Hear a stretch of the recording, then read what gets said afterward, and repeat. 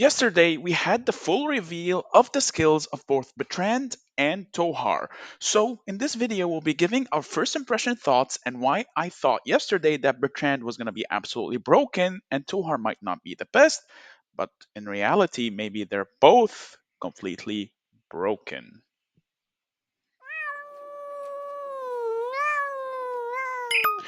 What is up, guys? Meower here, back with a brand new Call of Dragons video.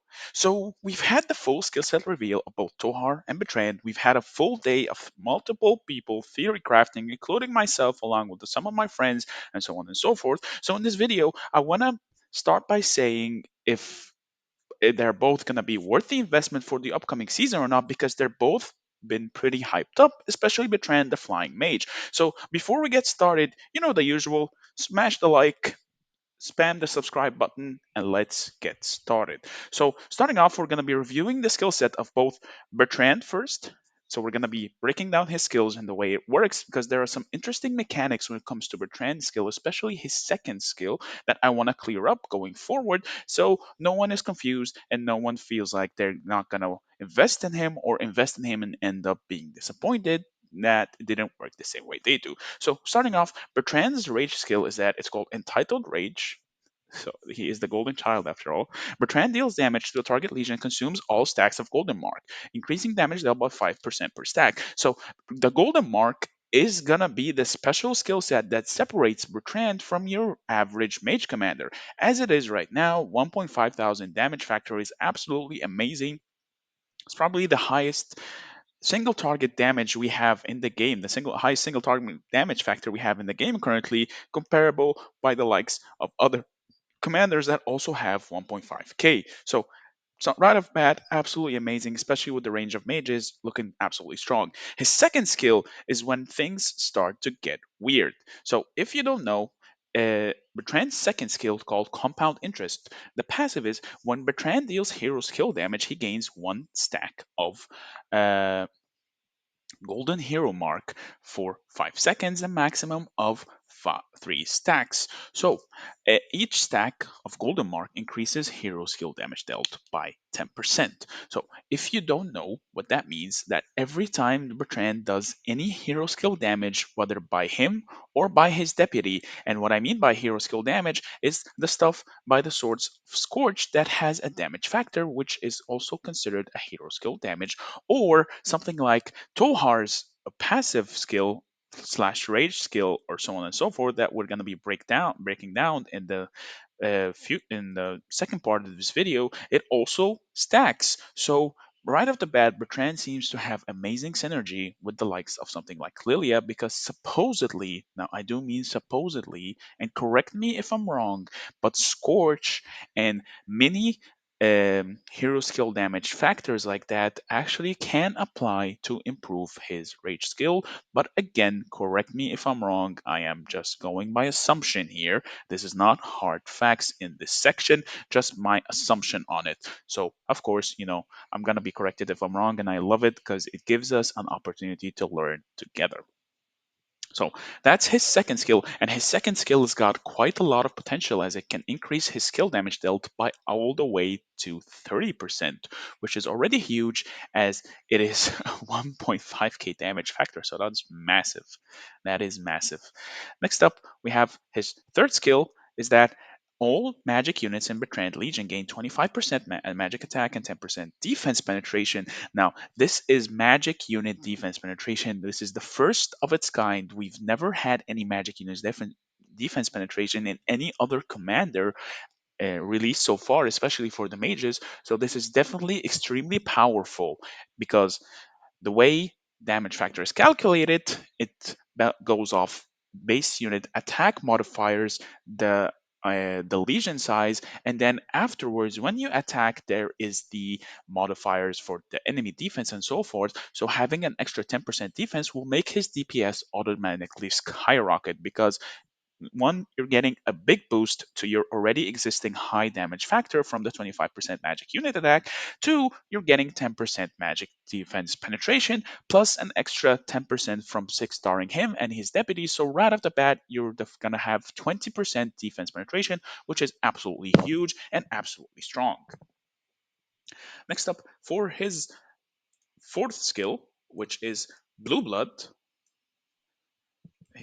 skills names are pretty weird. While on the field, Bertrand's Legion gains 15% attack and defense if they are not taking normal attack damage for 3 seconds. So, what this skill tells me is that you're gonna have to learn to micro Bertrand properly in order to fully utilize his entire kit. Because if you've taken normal attack damage, by nature, players tend to just immediately back off and not stand still. Because if you take normal attack damage, you are losing out on a free 15% attack and 15% defense bonus. But we don't really care about the defense that much because it doesn't really benefit you versus the 15% attack that is absolutely humongous. As, like we said earlier, it's gonna benefit your damage factor calculations. So 15% attack is absolutely amazing, and you should always try to micro Bertrand and try to count the 3 seconds out of combat so you can go back in and keep dishing out your damage at maximum potential.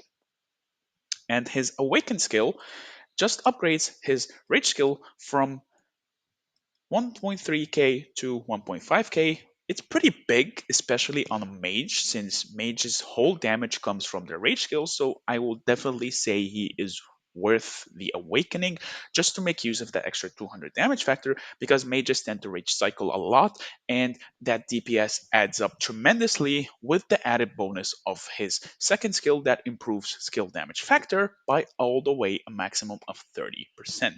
Just on his own, Bertrand is absolutely amazing. The only key thing that we'll need to do further investigation on is his second skill to find out more synergies. But other than that, I believe Thea would be an amazing duo for him. And as well, you gotta keep in mind is that he has the skill tree. So he is absolutely viable as a primary, and he has also access to the PvP tree and the magic tree. So he already has the three best trees for any mage, so he is basically the mage main's a wet dream. Next up, we're gonna discuss Tohar. I just want to leave this skill up, so because we're gonna be going back to this skill as it has quite a lot of interesting interactions. So right at the bat, Tohar's does not have a rage skill, right? He has a passive skill on every single skill set. But this passive skill is interesting because it has some implications that some people might not realize. So I want to clear that up already. Conduit. It's a passive skill, it's not a rage skill. After every 5 normal attacks, Tohar channels Plateau of Rage. Rage at the Plateau, I mean. Dealing damage to the target legion every second for up to 5 seconds, moving interrupts channeling. So, what I'm getting for this is that you can activate this skill every 5 turns, because if you don't know, every 5 normal attacks equals 5 turns and equals 5 seconds in game combat, and then every second also equals a turn. So basically, you need 10 full turns of standing still and attacking the same target or attacking any target without moving, which is extremely rare unless you are in a big ball or you are holding a choke point. And even then, that will be extremely rare and extremely situational. And one more thing that I want to clear up, a lot of people are saying he gives a combined total of the 1.5k skill damage factor, but the way the damage is calculated is that it does not give the same added bonus of an actual skill that gives 1.5k damage factor. It's separated across 5 seconds. That is true, but you have to keep in mind you're very rarely gonna get the full benefit of the 1.5k or all 5 instances because you're going to be constantly moving, because the moment people tend to be attacked, the first instinct they have is to back off, automatically disabling this commander's passive skill. So he's going to be pretty interesting to see on the open field, and we'll see if players can actually make him work out on the open field or not. And again, we're going to see a lot of tests with him, but those tests will have people standing still, and standing still in a big cluster war is extremely rare. And if you stand still for 10 seconds, most of the time you're just a sitting duck and you're AFK and you're probably going to die, or you're just steamrolling that hard that, well, again, the moment your target is moving, moves back an inch, you're gonna automatically try to move to stay in range. So we're gonna have to see this in action to see how well it performs. His second skill, Defensive Fortifications, increases the attack of Tohar's garrison by 20% if they are above 50%. So, units remaining, well, that's a pretty no brainer. You always want to try to keep yourself over 50% units remaining, and if you're under 50%, then chances are you've already lost the garrison. So, pretty straightforward skill, no comments on it. Again, I'll need to see the mages in action on the actual garrison because I believe that the current rally meta will absolutely eat them alive, but I could be wrong. I've been wrong before. We'll see. The next skill we have on him is Magic Unit. In Tohar's Legion deals 30% more hero skill damage but deal 5% less normal attack, which is fine. Sacrificing normal attack damage is not an issue at all as it doesn't impact your skill damage by any shape or form. If anything, you're just getting a free 30% hero skill damage bonus, which is amazing, and I'll take it any time of the day and any time of the night. Huge, huge, huge.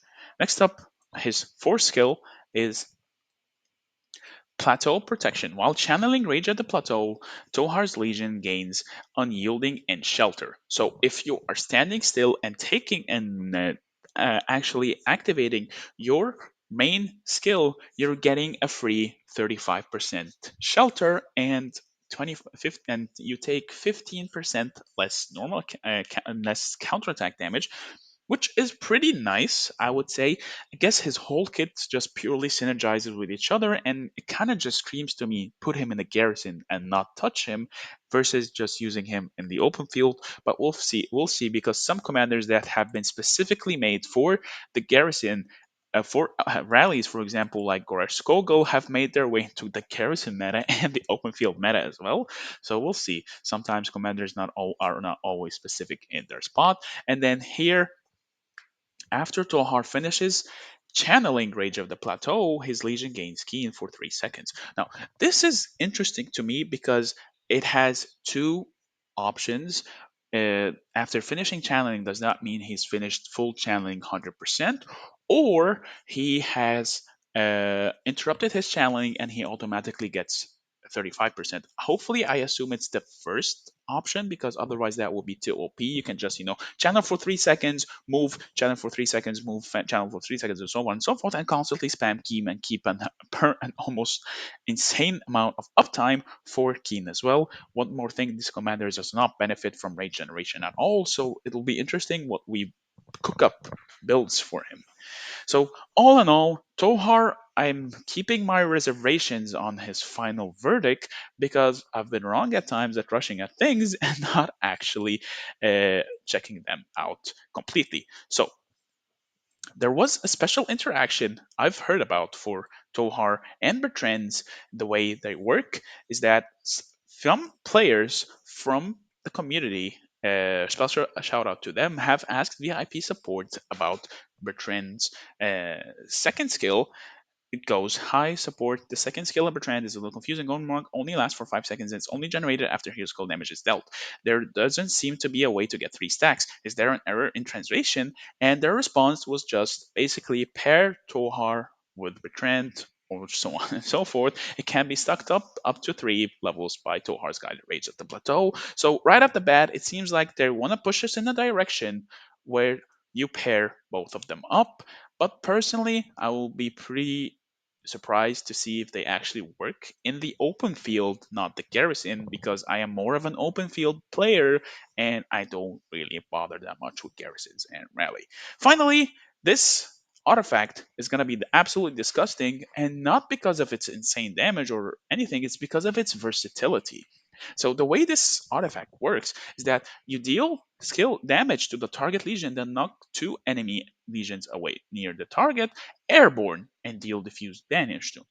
What the value I'm seeing from this artifact is not only is it gonna do 3,000 damage factor and 2,000 damage factors for the people knocked up, is that every time you gain a buff through your legion, you're actually gonna do more artifact damage. So this is the first of its kind. It goes all the way up to, I believe, 21%. Now that 21%, I'm not sure if it's level 1 or level 5, but right off the bat, this artifact is gonna be absolutely crazy because, well, you knock up people, which is the most disgusting and buggy CC in the game, because some people just get stuck a while after they've landed, or the animation sometimes get wonky. So right off the bat, this artifact for me is an insta max, and I'll probably max it and run two mage legions, one with Breath of Gigantus, as it's absolutely broken and a meta changer, and two, Nightmarish Reverie. So let me know what you guys think in the comments down below. This has been my first impressions for the first two commanders. Now stay tuned, as I'll release more in-depth guides for them and more tests to see what we can squeeze and what damage we can cook up with these two commanders. Let me know what you guys think in the comments down below. I would love to have a discussion with you and hear your opinions. But on that note, thank you so much for watching. I hope you liked this video. If you did, please don't forget to drop a like. Don't forget to subscribe. We're so close to 3,000 subscribers, and I have never would have dreamed that we reached that milestone already. So big shout out for all of you guys. Join the Discord. I would love to interact with you there. And have a wonderful day, and I will see you in the next video.